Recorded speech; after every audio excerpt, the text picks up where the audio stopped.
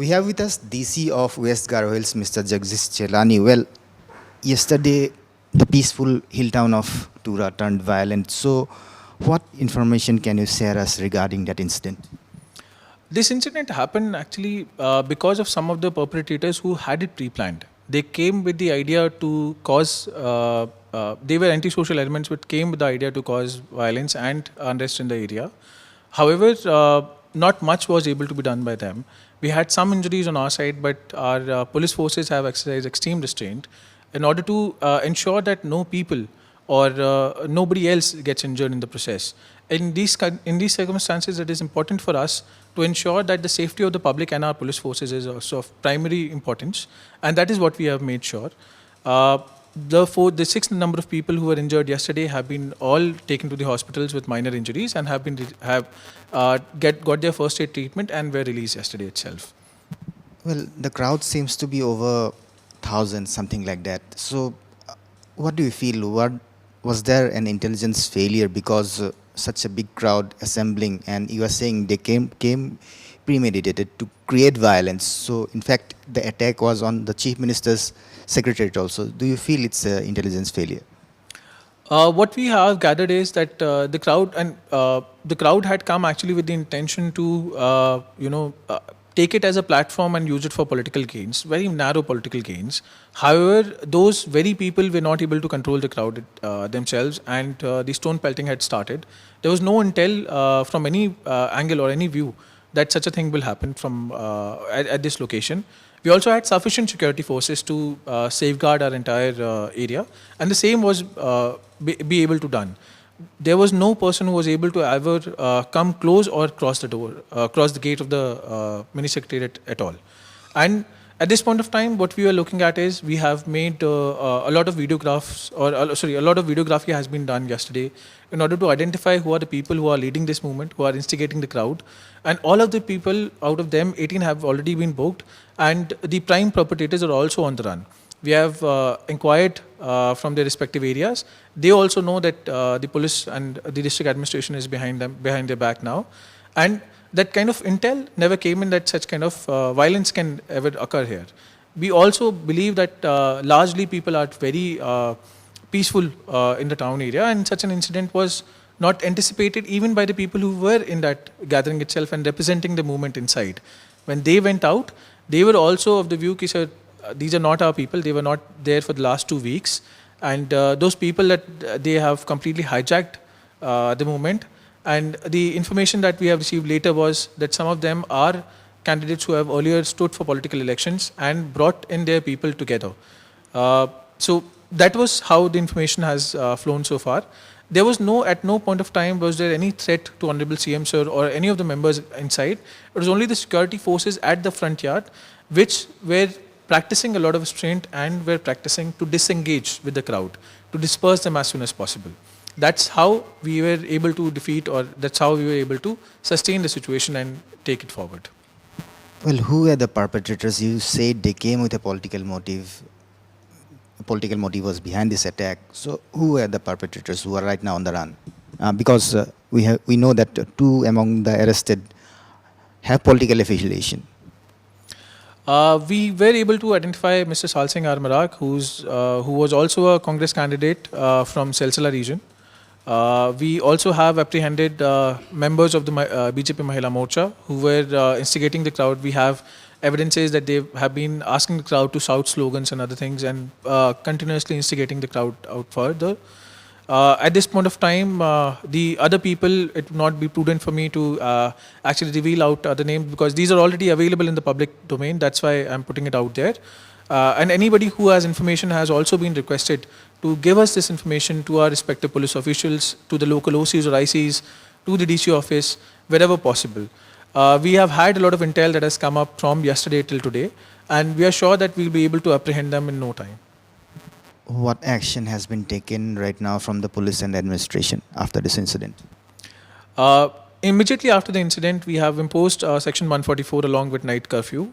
The wine and liquor shops have been closed. Today, there was a closure notice for schools and petrol pumps as well. Tomorrow, the schools will resume. However, the petrol pumps will be, the fuel pumps will be working only from morning 9 to afternoon 2 o'clock. The night curfews from evening 9 to morning 5 o'clock. More further than that, today we have given the requisition order to our BSF to send each battalion to send a sector of their men and report it to our SP. The order we have already issued to the, well, we have already given the order to our DIG BSF in Tura town. Furthermore, we have ensured that narco checking will be done across Tura town at all crucial junction and at the entry and exit points of the Tura town itself. Moreover, we have started discussing these matters with the religious leaders. I'll be shortly writing them a letter to discuss these matters over at their local churches, over at their local special congregations that can be organized for this. As well as, again, the forces have been reminded that all channels of communication with the crowd should be there. That we have our own numbers and of the police are already there in the public domain. And all of that information has been reiterated. We are continuously in touch with a lot of public over Facebook platform and other social media platforms, along with WhatsApp and other platforms as well. And the monitoring, and a lot of people have come forward to engage and give us valuable information about this. And that has been the primary aspect where we are looking at public engagement, where they have vehemently denounced such an action by a very small, narrow group of people who have done it for political reasons. And if you check both comments online and offline at the ground itself, you will realize that such a movement was never from the people, it was only from interested groups. So what is the strength of the force deployed on the ground, paramilitary forces as well as the state police, and will the Section 144 and night curfew continue?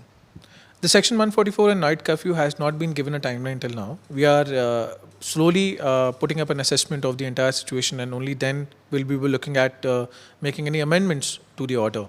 The order was issued yesterday night and will definitely be in force till an assessment has been made. However, we were able to control the entire movement within the immediate 3 to 4 hours. So we are not expecting anything outward from here. And you could see that all the official businesses, all our offices, markets have remained open. We have asked them to remain open and the function or the business to go on as usual. Now on the question of number of security forces, so currently we have one company of CRPF who has been engaged completely, 6 companies of BSF who have been given the order today to engage and requisition today itself. We have the second MLP who has the police officials from there and our state police. Altogether, we have over 1,000 personnel who will be on the ground and off the ground as well. Lastly, situation today, you feel is normal? Yeah, largely. If you could, you would have traveled here. You would have seen how the situation out there is. We have only instituted narco checking to ensure that everybody knows that if the administration wishes to, we have the strength to exercise whatever we wish to, and in the right order of law. However, development cannot come in such turmoil times or in terms of violence. It not only takes up the physical aspect of time, but also takes the mental aspect of time. Now, with such a thing has happened, it will derail us over at least a week or two for us to come back to normalcy and institute many different important projects that are ongoing in the town today. But I'm very sure that at this point of time, neither the public nor the administration feels any threat or any harm. And again, you could actually go out, you can see how the public functions here.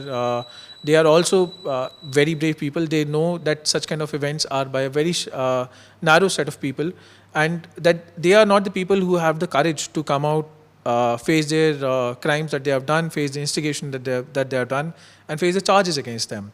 They have done something that is not only undeniably wrong,